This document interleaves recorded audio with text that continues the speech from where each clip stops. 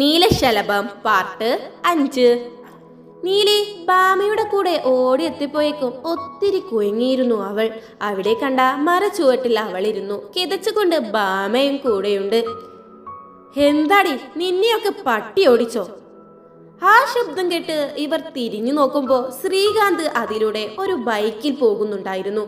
അവൻ അതും പറഞ്ഞ് അവിടെ നിന്നും പോയിരുന്നു. അവൻ പോയി മറയുന്നത് നോക്കി. ഹോ, കുറച്ചു നേരം കൂടെ അവിടെ നിന്നിരുന്നെങ്കിൽ പട്ടി കടിച്ചേനെ. അത് കേട്ട് നീലി തിരിഞ്ഞു നോക്കി. കണ്ണുകൊണ്ട് എന്താ എന്ന് ചോദിച്ചു. അത് വലിയൊരു കഥയായിരുന്നു എൻ്റെ നീലിയേ. ഇങ്ങനെ എത്ര കഥകളുണ്ട് ഇവിടെ എന്നറിയോ? അതും പറഞ്ഞ് അവൾ ഒരു ദീർഘശ്വാസം വിട്ടു. നീലി അതെല്ലാം കേട്ടിരുന്നു. അതായത്, ഞാനൊരു 8ാം ക്ലാസ് പഠിക്കുമ്പോൾ എൻ്റെ ഒരു കൂട്ടുകാരി ഉണ്ടായിരുന്നു, രൂപ എന്ന പേര്. ആൾക്കൊരു പ്രണയമുണ്ടായിരുന്നു അന്ന്.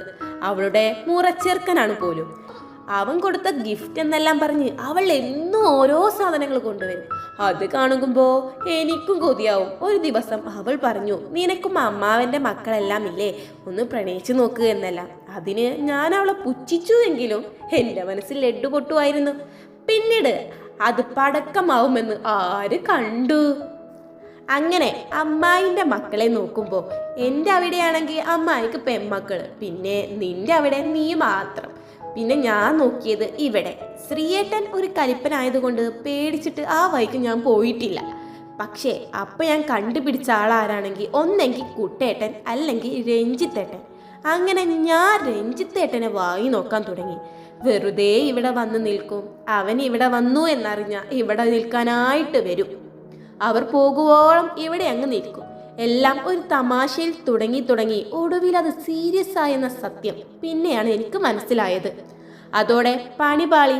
എല്ലാം തമാശയിൽ നിന്നും കാര്യത്തിലേക്ക് കടന്നപ്പോൾ എനിക്ക് തന്നെ പേടിയായി തുടങ്ങി. ശരിയാവില്ലല്ലോ എന്ന ചിന്തയും കൂടാതെ ഒരു ദിവസം രഞ്ജിത്തേട്ടൻ എന്നെ പൊക്കി.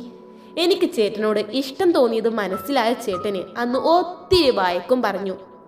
അത് അന്ന് അപ്പവും ഒളിഞ്ഞു നിന്ന് കേട്ടു. ഞങ്ങൾക്ക് 3 പേർക്കും അറിയാവുന്ന കാര്യം ഇപ്പോൾ നീയും അറിഞ്ഞു. അതോടെ എനിക്ക് അവിടേക്ക് പോകുന്നത് എന്തോ പോലെയാ. അതാ വരുന്നുണ്ടെന്ന് പറഞ്ഞേക്ക് ഇങ്ങ് വന്നേ. അതോർക്കുമ്പോൾ ഇപ്പോഴും എന്തോ മനസ്സിലൊരു വിങ്ങലായിരുന്നു. എന്തായാലും അതെല്ലാം അവിടെ കഴിഞ്ഞു. ഇനി പറഞ്ഞിട്ടൊന്നും ഒരു കാര്യമില്ലെന്നറിയാം. എന്നാലും മനസ്സിലൊരു ഇത്. നീലി അവളുടെ കയ്യിലൊന്ന് പിടിച്ച് കണ്ണടിച്ച് കാണിച്ചു. അവളും ഒന്ന് പുഞ്ചിരിച്ചു. അയ്യോ, നേരം ഒത്തിരിയായി. വേഗം വീട്ടിലേക്ക് പോകാം. ആ കാണുന്ന വഴി പോകാം. അപ്പോൾ നേരത്തെ നിന്റെ വീട്ടിലെത്തും. വാ. അവർ 2 പേരും വീണ്ടും ഓരോ സ്കൂളിൽ നടന്ന കഥകൾ പറഞ്ഞ് നീലിയുടെ വീട്ടിലേക്ക് എത്തിയിരുന്നു. ആ, വന്നോ മക്കളെ? ആട്ടിൻകുട്ടിയെ കയ്യിലെടുത്ത് നിൽക്കുന്ന മുത്തശ്ശി അവരെ കണ്ട് ചോദിച്ചതും നീലി ആട്ടിൻകുട്ടിയെ മുത്തശ്ശിയിൽ നിന്നും വാങ്ങി കോരിയെടുത്തു. ഇന്ന് എല്ലാ തറവാട്ടിലും പോയി എല്ലാവരെയും ഞാൻ പരിചയപ്പെടുത്തി കൊടുത്തിട്ടുണ്ട്. ആഹാ, ആമ്പൽ പൂക്കൾ എവിടുന്ന് കിട്ടി മോൾക്ക്? അത് കേട്ട് നീലി ബാമയെ നോക്കി. അത് അമ്പലക്കുളത്ത് നിന്നും ഒരാൾ പറിച്ചു തന്നതാ. ഓ, മോൾക്കത് ഒത്തിരി ഇഷ്ടമായോ? അത് കേട്ട് വന്ന മുത്തശ്ശൻ ചോദിച്ചു. അവൾ തലയാട്ടി കാണിച്ചു. അതൊരു കുപ്പിയിൽ വെള്ളം നിറച്ച് അതിൽ ഇറക്കി വെച്ച ഒരാഴ്ചയോളം അത് വാടാതെ നിൽക്കും. അത് കേട്ടതും അവൾ അത്ഭുതത്തോടെ നോക്കി. എന്നാ ഞാൻ ഇറങ്ങട്ടെ? അതും പറഞ്ഞ് ബാമ അവിടെ നിന്നും പോയി. മുത്തശ്ശൻ അവൾക്ക് ഒരു ഗ്ലാസ് കുപ്പി കേക്കിക്കൊണ്ട് വന്ന് നൽകി. അതിൽ വെള്ളം നിറച്ച് അതിൽ ഇറക്കി വെച്ചോ മോളെ. മോൾക്ക് വേണമെന്നുണ്ടെങ്കിൽ മോളുടെ മുറിയിൽ ജനലിൽ വെക്കാം, വെയിലും കിട്ടും. അവൾ സന്തോഷത്തോടെ അതും വാങ്ങി അതിൽ വെള്ളം നിറച്ചു. അതിൽ ആ നീല ആമ്പൽ പൂക്കൾ ഇറക്കി വെച്ചു. ഒരു പുഞ്ചിരിയോടെ അവൾ അത് നോക്കി. എന്തോ ഓർമ്മ വന്നതുപോലെ അവൾ കൊണ്ടുവന്ന ബാഗ് തുറന്നു. അതിൽ 2 വസ്ത്രങ്ങളും കൂടാതെ ഒത്തിരി പുസ്തകങ്ങൾ ഉണ്ടായിരുന്നു. അതിൽ നിന്നും ഒരു ഡയറി എടുത്ത് കയ്യിലെടുത്തു. അത് തുറക്കുമ്പോൾ ആദ്യ പേജിൽ ക്ലാസ്സിൽ 1ാമതായതിന് ടീച്ചർ തന്ന സമ്മാനമാണ് ഈ ഡയറി. എൻ്റെ ജീവിതത്തിലെ ആദ്യത്തെ ഗിഫ്റ്റ് എന്ന് എഴുതി വെച്ചിരുന്നു. വേറെ ഒന്നും തന്നെ അതിലില്ലായിരുന്നു. അവൾ ഒരു പേനയെടുത്തു. ആമ്പൽപ്പൂക്കൾ മനോഹരമായി അതിൽ വരച്ചു. ഇന്നോളം കണ്ടതിൽ ഏറ്റവും ഭംഗിയുള്ള എന്നുള്ളിൽ പതിഞ്ഞ പൂ. എനിക്ക് ആരെന്നറിയാത്ത ആരോ എൻ്റെ മനസ്സറിഞ്ഞു നൽകിയ പൂക്കൾ. ഇതെന്നും വാടാതെ വിടരാൻ ഞാൻ ആഗ്രഹിക്കുന്നു. പക്ഷേ ഇത് വാടിയാൽ അത് മാത്രം എഴുതി അതടച്ചു വെച്ചു. അലമാര തുറന്ന് അതിലേക്ക് വെക്കുമ്പോൾ അവൾ കണ്ടു അലമാരയിൽ ഒത്തിരി ധാവണി ഇരിപ്പുള്ളത്. അവൾ അതെല്ലാം ഒന്ന് തൊട്ടു നോക്കി കിടക്കയിലേക്ക് കിടന്നു. ഇന്ന് നടന്നതെല്ലാം അവളിലൂടെ മിന്നി മാഞ്ഞു. ഇവിടത്തെ ജീവിതം എന്ത് ഭംഗിയാ! എൻ്റെ ജീവിതത്തോട് തന്നെ എനിക്കൊരിഷ്ടം തോന്നുക ഇപ്പോൾ. എന്നോട് പോലും എനിക്കിഷ്ടം തോന്നുവാണ് ഇപ്പോൾ. എന്നെ തലോടാൻ സ്നേഹിക്കാൻ ഇവിടെ ഒത്തിരി ആളുകളുണ്ട്. പക്ഷേ എന്നിട്ടും എന്താ എൻ്റെ അച്ഛനും അമ്മയ്ക്കും മാത്രം എന്നെ വേണ്ടാതായി? ഞാൻ കൊതിച്ചിരുന്ന സ്നേഹം എന്തുകൊണ്ട് അവരാരും എനിക്ക് നൽകിയില്ല? ആ ഇരുട്ടു മൂടിയ മുറിയിൽ എന്തിനാ എന്നെ പൂട്ടിയിട്ടത് അമ്മ? അവളുടെ കണ്ണുകൾ നിറഞ്ഞിരുന്നു. അവളുടെ ഓർമ്മകൾ അച്ഛൻ്റെയും അമ്മയുടെയും കൂടെയുള്ള ദിവസത്തേക്ക് എത്തിയിരുന്നു. ആ ഓമക്ക് എന്തെങ്കിലും ഭക്ഷണം കൊടുക്ക്. ആ മൂലയിലിരിക്കുന്ന അതിന്റെ കോല കണ്ട ആളുകൾ എന്താ പറയുക? അവളുടെ അച്ഛൻ അമ്മയോട് ചൂടായി. എന്റെ മാത്രം കുഞ്ഞാണോ? അല്ലല്ലോ, നിങ്ങൾക്കും കൊടുക്കാലോ. ഞാൻ നിന്നോട് ഇതിന് വേണ്ടെന്ന് പറഞ്ഞിരുന്നില്ലേ? നിന്റെ സംസാരം കേട്ടതോണം ഞാൻ മാത്രമാണ് കുറ്റക്കാരിയെന്ന്. 3 വർഷത്തിന് ശേഷം മതിയെന്ന് പറഞ്ഞിട്ട് 1 വർഷം തികഞ്ഞപ്പോയേക്കും ഈ അസത്ത് വന്നു. എന്റെ കൂട്ടുകാരെല്ലാം ചോദിക്കുക നിന്റെ കുഞ്ഞ് സംസാരിക്കില്ലേ എന്ന്. നിങ്ങൾക്ക് മാത്രമല്ല എനിക്കും ദേഷ്യം വരുന്നുണ്ട്. പിന്നെ നിങ്ങൾക്ക് ആ ജീനയുടെ മുമ്പിലല്ലേ ഇവളെ കാണുമ്പോൾ കുറവ്? എനിക്ക് മനസ്സിലാവുന്നുണ്ടല്ലോ. അത് കേട്ടതും അവനൊന്ന് തപ്പി തടഞ്ഞു. എനിക്ക് മനസ്സിലാവുന്നുണ്ട് എല്ലാം. ഇങ്ങനെയാണ് നിങ്ങളുടെ പോക്കെങ്കിൽ നിങ്ങളുടെ കൂടെ ജീവിക്കാൻ എന്നെ നോക്കരുത്. അതെല്ലാം കേട്ട് അവിടെ ഇരിക്കുന്ന നീലിയെ അവരൊന്ന് ദേഷ്യത്ത് നോക്കി. കണ്ടില്ലേ നോക്കുന്നത്? ആ കണ്ണ് ഞാൻ കുത്തിപ്പൊട്ടിക്കും. നീലിയെ നോക്കി അവർ പിറുപിറുത്തുകൊണ്ട് പോയി. ഒരു കാര്യം ഞാൻ പറയാം, വേണമെന്നുണ്ടെങ്കിൽ എടുത്ത് അങ്ങ് കഴിക്കാം, കേട്ടില്ലേ? അവളുടെ അടുത്ത് പോയി അവർ ദേഷ്യത്ത് പറഞ്ഞതും അവൾ പേടിയോടെ തലയാട്ടി. അവർ ദേഷ്യത്തോടെ അവിടെ നിന്നും എണീറ്റ് പോയി. നീലി അവൾക്ക് വിശക്കുന്നത് കൊണ്ട് മേശമേൽ വെച്ചിരിക്കുന്ന പാത്രത്തിൽ നിന്നും ഭക്ഷണം എടുക്കുന്നതിന്റെ ഇടയിൽ അവളുടെ കൈയൊന്ന് തട്ടി ഒരു ഗ്ലാസ് താഴേക്ക് വീണുടഞ്ഞു. അത് കേട്ട് അവളുടെ അമ്മ കാലിത്തുള്ളി വന്നു. ഡി! അവരുടെ ശബ്ദം കേട്ടതും അവൾ പേടിയോടെ നിന്നു. അവർക്ക് കയ്യിൽ കെട്ടിയ ബെൽറ്റ് വെച്ച് അവർ അവളെ തല്ലി. അവൾ വേദനയോടെ കരഞ്ഞുകൊണ്ട് അതെല്ലാം കൊണ്ടു നിന്നു. ഇതെല്ലാം തൂത്തു വൃത്തിയാക്കിക്കോണം. ഒരു സാധനം പോലും ഇനി നീ തിന്നു പോകരുത്. അവരുടെ സംസാരം കേട്ട് അവൾ പേടിയോടെ എല്ലാം അനുസരണയോടെ കയ്യിലും കാലിലും എല്ലാം തല്ലിയ വേദന ഉണ്ടായിട്ടും ആ ഗ്ലാസ് പൊട്ടിയതെല്ലാം അവൾ പതിയെ കയ്യിലേക്ക് വാരിയെടുക്കുമ്പോൾ കയ്യിൽ മുറിവായി. അവൾ വേദനയോടെ കൈക്കുടഞ്ഞു. അത് കണ്ടിട്ടും ഒന്ന് നോക്കുക പോലും ചെയ്യാതെ പോകുന്ന അച്ഛനെ അവൾ വേദനയോടെ നോക്കി. അവൾ അതെല്ലാം മുറിഞ്ഞ ആ കൈകൾ കൊണ്ട് തന്നെ വാരിയെടുത്തു കൊണ്ടുപോയി വാഷ് ടിന്നിലിടുമ്പോൾ കയ്യിനേക്കാൾ ഏറെ വേദന ആ ഹൃദയത്തിനുണ്ടായിരുന്നു. അവൾ വേദനയോടെ അതെല്ലാം നോക്കിക്കൊണ്ട് കണ്ണുകൾ തുടച്ചു. ഒന്നും മിണ്ടാതെ ആ മുറിയിൽ വന്നിരുന്നു. ആരും ഒന്നും മിണ്ടാൻ പോലും കൂട്ടാക്കാനില്ല. അവൾ അവിടെ അങ്ങനെ തനിച്ചായിരുന്നു. ഈ വയക്കും വേദനയുമായിരുന്നു അവളുടെ ജീവിതം. അങ്ങനെ ഒരു ദിവസം അവൾ എണീക്കുമ്പോൾ വീട്ടിൽ നല്ല ബഹളം നടക്കുമായിരുന്നു. അവൾ പതിയെ എണീറ്റ് വന്നു. അച്ഛനും അമ്മയും പരസ്പരം വയക്കു കൂടുന്നു. ഇനി നിങ്ങളുടെ കൂടെ ഈ മെറിൻ ജീവിക്കില്ല. ഇല്ലെങ്കിൽ നിന്നെയും ആ നീലിമയും എനിക്ക് ആവശ്യവുമില്ല. അവളെ എനിക്കും വേണ്ട. എന്താന്ന് വെച്ചാൽ നിങ്ങളങ്ങ് കാണിക്ക്. ഡ്രസ്സെല്ലാം പേക്ക് ചെയ്ത വസ്ത്രങ്ങൾ എടുത്തുകൊണ്ട് അവൾ ഇറങ്ങിപ്പോയി. ഓഹോ, പിന്നെ ഇവളെ ഞാൻ നോക്കുമെന്ന് വിചാരിക്കണ്ട നീ. എനിക്ക് ഇങ്ങനൊരു ഭർത്താവോ ഒരു മകളോ ഇല്ല. 2 ദിവസത്തിനുള്ളിൽ എനിക്ക് ഡിവോഴ്സ് വേണം, അത്രമാത്രം. നിങ്ങൾ നിങ്ങളുടെ ജീനയെയോ ആരെയാ വെച്ചാ കൊണ്ട് നടക്ക്. അതും പറഞ്ഞ് അവർ ഇറങ്ങിപ്പോയി. അച്ഛൻ ദേഷ്യത്തോടെ നീലിമയെ നോക്കി. ഇങ്ങനെ ശല്യമാവാതെ പോയി ചത്തുടെ നിനക്ക്. അതും ചോദിച്ച് അയാൾ പോകുമ്പോൾ നീലിയുടെ കണ്ണുകളെല്ലാം നിറഞ്ഞൊഴുകി. അച്ഛനിൽ നിന്നും കേട്ട വാക്കുകൾ അവൾ അത്രയും സങ്കടപ്പെടുത്തിയിരുന്നു. അവൾ സങ്കടത്തോടെ കാലിൽ മുഖം ഒളിപ്പിച്ച് കിടന്നു. വേദനയോടെ കരഞ്ഞു കരഞ്ഞ് അവൾ തളർന്നിരുന്നു. എപ്പോഴോ വിശന്ന് അവൾ എണീക്കുമ്പോൾ ഹാളിൽ അച്ഛൻ്റെ കൂടെ ആരോ ഇരുന്ന് ചിരിക്കുന്നുണ്ട്, സംസാരിക്കുന്നുണ്ട്. അത് കണ്ട് അവൾ ഞെട്ടലോടെ നോക്കി. അത് അയാൾ കണ്ടതും, ഓ നിനക്കെന്താ പറഞ്ഞാൽ മനസ്സിലാവില്ലേ? ആ മുറിയിൽ നിന്നും നീ പുറത്തിറങ്ങിയാൽ. അതും പറഞ്ഞ് നീലിയെ വലിച്ചു കൊണ്ടുപോയി മുറിയിൽ അടച്ചു. അവൾ വേദനയോടെ തൻ്റെ മുമ്പിൽ അടഞ്ഞിരിക്കുന്ന വാതിലിനെ നോക്കി അവൾ അങ്ങനെ നിലത്തേക്കിരുന്നു. അച്ഛനും അമ്മയും ഉണ്ടായിട്ട് എന്താ കാര്യം? ആരുമില്ലാതെ തെരുവിൽ ജനിച്ചിരുന്നെങ്കിൽ തെണ്ടി തിന്നാമായിരുന്നു. ആ മുറിയിൽ ഒരു മൂലയിൽ ഇരിക്കുന്നതായിരുന്നു അവളുടെ ശീലം. എല്ലാവരും ഉറങ്ങിക്കഴിഞ്ഞാൽ ആരും കാണാതെ വന്ന് എന്തെങ്കിലുമെല്ലാം ഫ്രിഡ്ജിൽ നിന്നും എടുത്തു കഴിക്കും, അത്ര തന്നെ. അങ്ങനെ പെട്ടെന്നൊരു ദിവസം രാവിലെ പെട്ടെന്ന് മുറി തുറന്ന് അച്ഛൻ മുറിയിലേക്ക് വന്നതും അവളൊന്ന് പേടിച്ചു. നിനക്ക് വേണ്ടത് എന്താന്ന് വെച്ചാൽ എടുത്തോ, നാട്ടിലേക്ക് പോകുകയാണ്. അത്രമാത്രം പറഞ്ഞ് അയാൾ പോയി. അവൾ പേടിയോടെ ഇനി എന്ത് എന്നൊന്നും അറിയാതെ കയ്യിൽ കിട്ടിയ ഡ്രസ്സ് ബാഗിൽ വെച്ചു. അവളുടെ പ്രിയ ഡയറിയും വെച്ചു.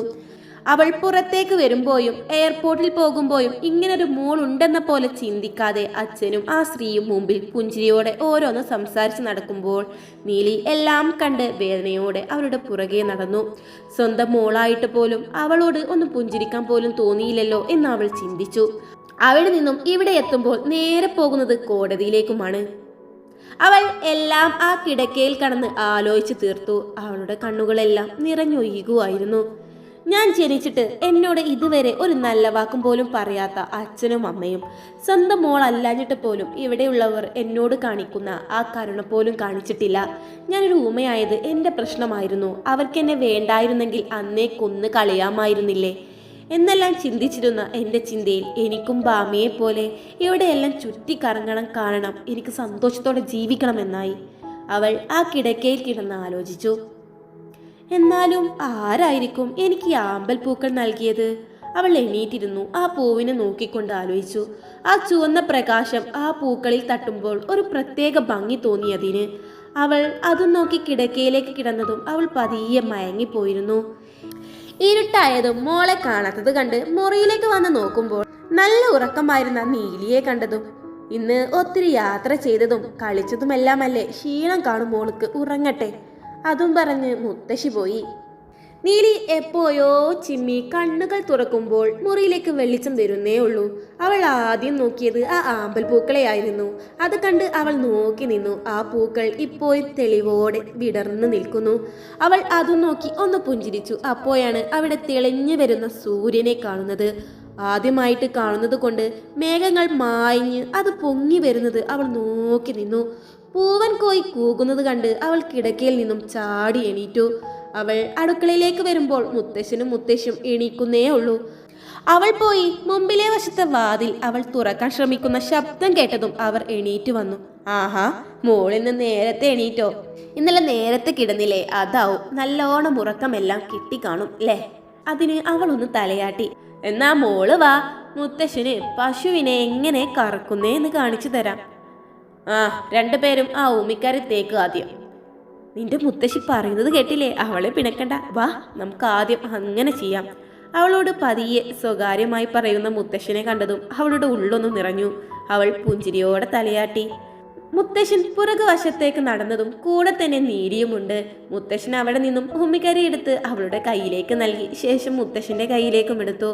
ഇനി മുത്തശ്ശൻ കാണിച്ചു തരാം, മോൾ അതുപോലെ കാണിക്ക്. മുത്തശ്ശൻ ചെയ്യുന്ന പോലെ ഉമ്മിക്കരി ഇട്ടതും അതുപോലെ അവളും ചെയ്തു. അപ്പോൾ അവളുടെ മുഖത്തൊന്നുമായില്ല. അവൾ സന്തോഷത്തോടെ തന്നെ അവിടെ നിന്നും മുത്തശ്ശന്റെ കൂടെ ഒരു തളികയും എടുത്ത് പശുവിന്റെ അരികിലേക്ക് നടന്നു. മുത്തശ്ശൻ പശുവിനോട് ഓരോന്ന് പറഞ്ഞ് കറക്കുന്നതെല്ലാം അവൾ അത്ഭുതത്തോടെ നോക്കുന്നുണ്ട്. അങ്ങനെ അതെല്ലാം കഴിഞ്ഞ് ചായയും കുടിച്ച് അവർ മുത്തശ്ശന്റെ കൂടെ തിണ്ണയിലിരിക്കുമ്പോഴാണ് അങ്ങോട്ട് അപ്പുവും അമ്മുവും വരുന്നത്. ആഹാ, ആരേ ഇത്? വാ മക്കളെ. നീലിക്ക് വേണ്ടി പാല് കൊണ്ടുവന്ന മുത്തശ്ശി അവരെ കണ്ട് കുശലം ചോദിച്ചു. ആഹാ, നീലി ചേച്ചിക്ക് പാലെല്ലാം കൊടുക്കാറുണ്ടോ? അമ്മു ഒരു പുഞ്ചിരിയോട് ചോദിച്ചു. കുഞ്ഞിന്റെ കോലം കണ്ടില്ലേ, ആകെ മെലിഞ്ഞൊട്ടിയിരിക്കുക, ഒന്ന് ശരിയാവട്ടെ. വലിയ മുത്തശ്ശ. അപ്പോഴാണ് മുത്തശ്ശനെ വിളിച്ച് ബാമ വരുന്നത്. ഓഹോ, ഞാൻ വരുന്നതിന് മുമ്പ് നിങ്ങൾ ഹാജർ വെച്ചോ? അവരെ കണ്ടതും ബാമ ചോദിച്ചു. നിങ്ങൾ മക്കളെല്ലാം വന്നല്ലോ, മോൾക്ക് കൂട്ടായല്ലോ. ഇനി എന്നും ഞങ്ങൾ ഇവിടെ കാണും. അവിടെ അമ്മായി ആരെങ്കിലും വന്നോ മക്കളെ? ചെറിയ അമ്മായിയും രഞ്ജിത്തേട്ടനും വന്നിട്ടുണ്ട്. അവരെയൊക്കെ കണ്ടിട്ട് എത്രയായി, എല്ലാവരെയും ഒന്ന് കൂട്ടണം. വേണം വേണം, എല്ലാവരും കയറിയിരിക്കും മക്കളെ. വലിയ മുത്തശ്ശി, ഇവിടെ നല്ല അച്ചാർ വല്ലതും ഉണ്ടോ? ഉണ്ട് മക്കളെ, അത് പറയുമ്പോയാ നല്ല കാലാവസ്ഥ, നമുക്ക് മാങ്ങ പറിക്കണ്ടേ? അത് കണ്ടതും അപ്പു തിരിഞ്ഞു നീലിയെ നോക്കി ഇളിച്ചു കാണിച്ചു. അത് കണ്ട് നീലി അവന്റെ മുടിയിലൂടെ ഒന്ന് തലോടി. എന്നാ മക്കള് വായോ, നമുക്ക് മാങ്ങ പറിക്കാം. ഞാൻ രാമുവിനെ ഒന്ന് വിളിക്കട്ടെ, അവനാകുമ്പോ മരത്തിൽ കയറിയിടും, അപ്പോ മാങ്ങ ചതയില്ല. അതും പറഞ്ഞ് മുത്തശ്ശൻ എണീറ്റു. എന്താ മുത്തശ്ശ, ഇവിടെ നന്നായി മരം കയറാൻ അറിയുന്ന അപ്പു ഉണ്ടല്ലോ, അതുമല്ല കാല് വരെ ചതക്കുന്ന രീതിയിൽ അവൻ മാങ്ങയിടും. ബാമ പറയുന്നത് കേട്ട് അപ്പു അവളെ നോക്കി പേടിപ്പിക്കുന്നുണ്ട്. ഇന്നലെ നീ എന്നെ ഇട്ട് കുറേ കളിയാക്കിയതല്ലേ, ഇന്ന് ഞാൻ പകരം വീട്ടും ഞാൻ. അതും പറഞ്ഞ് അവൾ കൊഞ്ഞനം കുത്തി കാണിച്ചു. അത് കണ്ട് ഇവൻ തുറിച്ചു നോക്കുന്നുമുണ്ട്. രാമു വരുന്നുണ്ട്, മക്കൾ നടന്നേ, നമുക്ക് മാങ്ങ ഇടാം. മുത്തശ്ശൻ ചാക്കും പിടിച്ചു നടന്നു, കൂടെ കുട്ടിപ്പടകളും. നീലി അതെല്ലാം നന്നായി ആസ്വദിക്കുമായിരുന്നു.